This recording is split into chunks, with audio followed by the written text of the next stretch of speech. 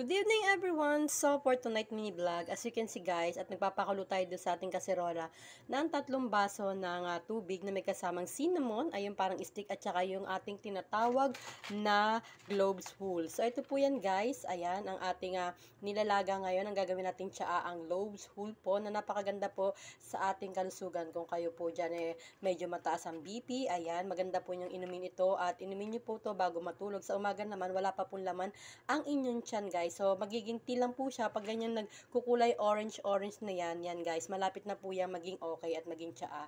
So, ito po yung ating globe's wool po. Siyempre, available po to sa ating yellow basket. Ayan guys. So, gabi-gabi ako gagawa ng tea at pinapainom ko sa ating mga senior. At ito naman yung ating cinnamon stick. Yan, 50 grams po yan. So, available na rin yan sa ating yellow basket guys. Ilalagay ko na lang sa comment section yung link. At ito pong dalawa nito ay napakarami pong health benefits sa ating kalusugan. So, ito pong globes ay maganda rin po yan sa puso natin at sa mga meron po dyan mga high blood, tapos matataas ang cholesterol. So, marami pa po itong mga feedback. So, mag-search na lang po kayo sa YT kung ano pa po yung mga magagandang benefits nitong ating dalawang tea na ginagawa ngayong gabi. Ang cinnamon stick, ayan 50 grams at meron po tayong whole grains, ayan po yan.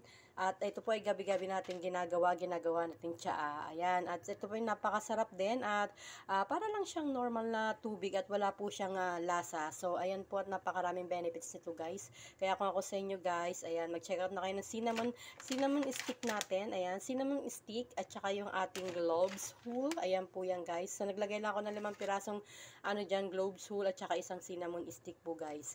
So, ayan. So, keep on watching guys dahil napakaraming benefits nito. Anti-inflammatory po to. Kung kayo po ay medyo parang feeling nyo hindi natunawan or kinakabagan, bagay din po to sa inyo. Tapos kung meron masasakit yung mga kasukasuan ninyo, ayan. At magpaganda rin po to ng sirkulasyon ng dugo pag pinagsama nyo po itong dalawa na to na ingredients na to. Cinnamon stick at saka yung ating cinnamon wool.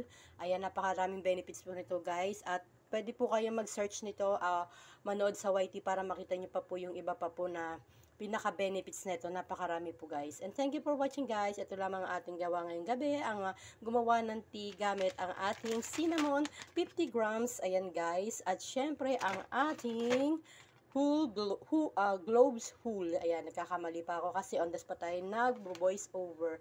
Ayan, so itong pinaprepare ko para sa mama at papa ko, ayan, sa ating mga seniors para sa kanilang pagtulog. Masarap din at the same time, yung kanilang mga pananakit ng mga katawan, mga paa, yan, maibsan or mawala. So, thank you for watching guys and please don't forget to follow me, subscribe, pakishare na rin po ng ating mga vlog and like and comment. Bye-bye and good evening everyone.